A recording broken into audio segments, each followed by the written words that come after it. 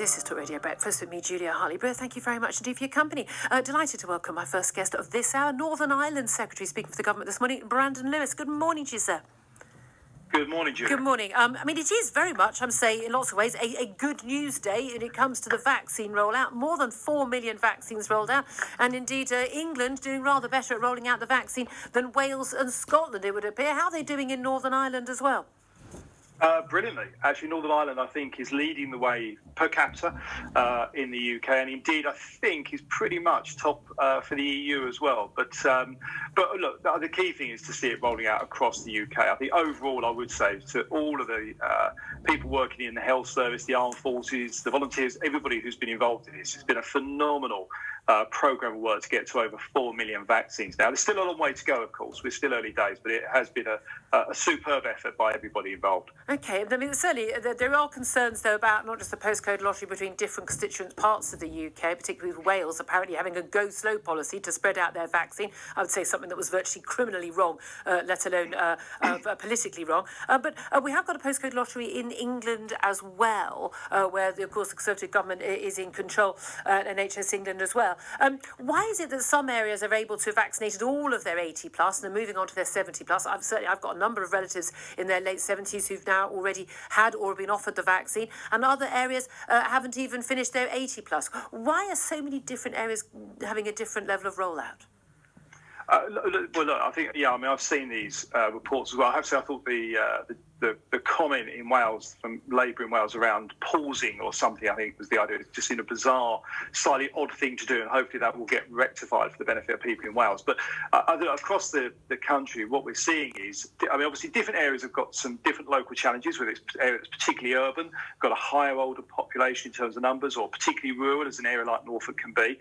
We're spreading out the virus vaccine evenly across the United Kingdom. But what we are seeing, and I think this is actually quite reasonable, is we're seeing that overlap between the first cohort and the second cohort. Now, we're clear as a government that places should get through the majority of their first cohort before they move on to the second cohort. But of course, in order to avoid that kind of a suspension between cohorts 1 and 2, you are going to see some overlap. So there will be some people in cohort 2 starting to get their vaccine while still completing cohort 1. As long as it's done in that kind of way, as that sort of an overlap, that's understandable. But obviously, we've got to make sure that it is being done in a sensible and proper way, as we've outlined. OK, figures came out yesterday showing the UK right now, not overall, but right now, has the highest death toll per capita in the world from COVID. And yet, when it comes to excess deaths over 2020 and indeed this winter 2020-21, we don't have a mortality rate that is unusual for other parts of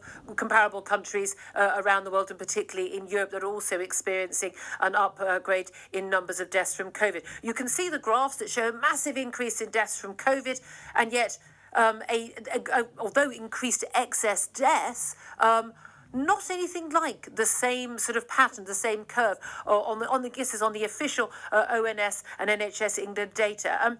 Is this as a result of us testing more, or have we seen a huge increase in COVID deaths with a corresponding almost miracle cure for flu, respiratory disease, heart disease, cancer, and other things that normally do very tragically kill people this time of year? How's that happened? Look, I think a very reasonable. Look, I think first of all, I think it is an average over 7 days what we're seeing, and hopefully it goes without saying that any death of any description obviously is a tragedy for everybody involved, and we don't want to see any excess deaths, and we don't really want to see anybody help benefit the vaccine coming through. As we hopefully will get to a point where nobody is dying from this dreadful virus. But I think the reason that obviously testing has consistently moved up. We've seen a dramatic increase again in testing over the recent last few weeks, indeed. So that will have an impact in terms of the recognition of how many people are getting the virus. But it's quite difficult to do those kind of international comparisons because different countries around the world will be at different paces, different seasons, where they've got particular variants of the virus. Obviously, we've seen a particularly virulent strain here in the UK recently, and Brazil have now got one, and we're seeing in different parts of the world that appearing or different variations at different paces. So it's quite difficult to do those kind of direct comparisons. But the more you test, the more COVID deaths the country has, and the less you test, the fewer COVID deaths the country has. That's interesting, isn't it?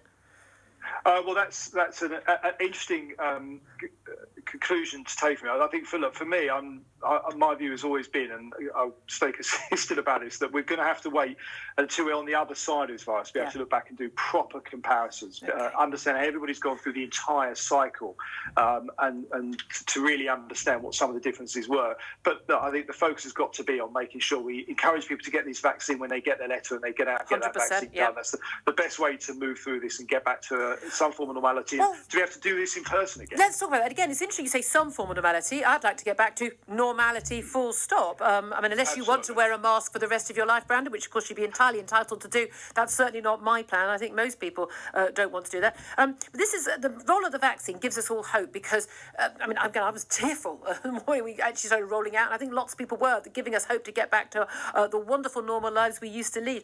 And yet the government keeps moving the goalposts on when we are going to be coming out of lockdown. We can't get an exact date. There's rumours saying that, not until the beginning of April, Easter, we'll start seeing rules restricted.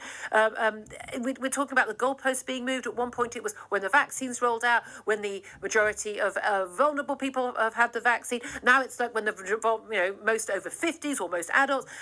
Then it's the number of infections. Then it's people being in hospital and hospital struggling. Every single week there seems to be another criterion that is added to the list of things that have to be achieved before we're allowed to have our lives back.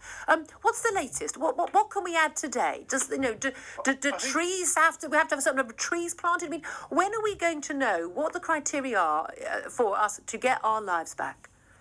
Well, I think, Julia, actually, in the opening couple of comments in that question, you made a point that I think sums up part of the challenge with this, which is, as you said, there's lots of rumours about various things. There are. And different people interpret different things, myself and colleagues say. And they'll draw conclusions from that, which I think is really difficult. And I'm afraid I'm not going to be able to give you a firm answer today. What I can say to you is the Prime Minister... Is that because you don't know, or is that because you're not allowed to tell us? No, it's because we don't know. And I mean this in a positive way. So let me just, if you don't mind, I'll just explain very briefly. Prime Minister outlined we're going to do a review of the current restrictions in mid-February.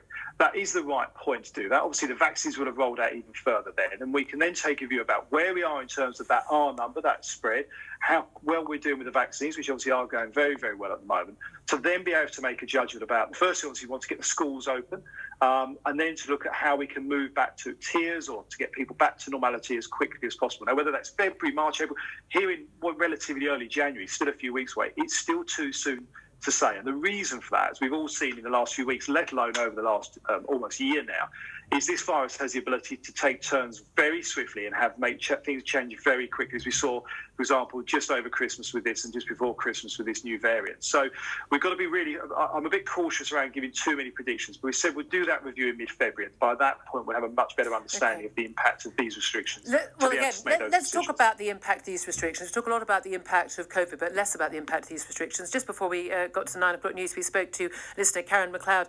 She's a mother of 5. She was pregnant during the first lockdown. She's got a mother with dementia who's only met her baby once, only been able to see her once. She was 200 miles away during the whole of this past year. And children not at school with a new baby and a mum with dementia, a lot of things on her plate. She's not unusual, but I asked her, and I'd like you to listen to what she had to say. I asked her, how is she coping right now during lockdown?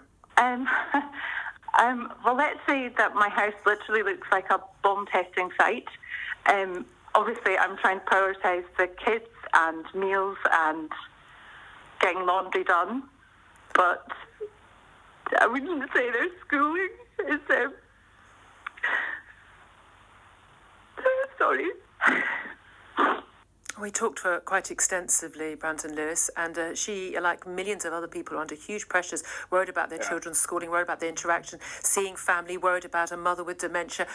And she says she's one of the lucky ones. Her husband's a doctor, they've got no money worries, they've got a nice home, and she considers herself one of the lucky ones. Millions of people are facing pressure from this. A lot of people want to know, when are we going to have to stop living like this?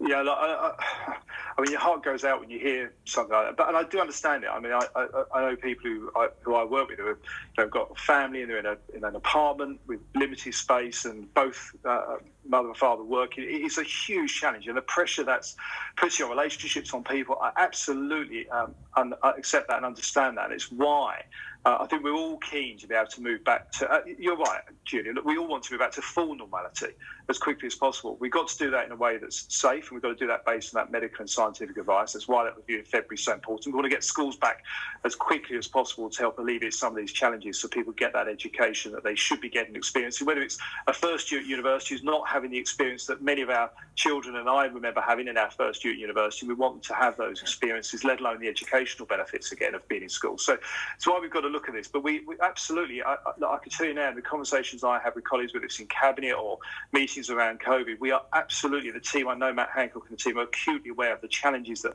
people like that conversation we just heard outline and the pressures that puts on people. Because we all, most of us will know somebody who's in that kind of situation and feeling that kind of pressure. And we want to find a way through that as quickly as we can. I mean, the vaccine is, of course, the key way to do that. It is, but only if we allow the vaccine to be the way out, and that's a political decision. Sage aren't in charge. They weren't elected. And when you say we have to come out when it's safe, that's a political decision. Nothing is safe. The moment you are born, Brandon, you are at risk. There are lots of things that people do which aren't 100% safe. And I think a lot of people are saying, if we're going to go for zero COVID, if we're going to go for 100% safe, we're in this forever. And I just don't think this country's going to survive that.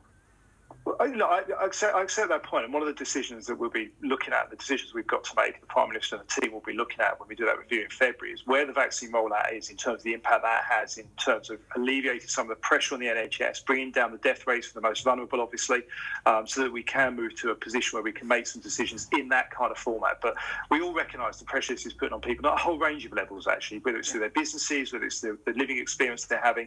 And that's why it's important we all are focused on getting back to normal. Brandon Lewis, Northern Ireland Secretary, thank you so much for joining us. Really appreciate that. It's 9:20. This is Talk Radio. Online, on DAB+, and on the Talk Radio app. We are in a very serious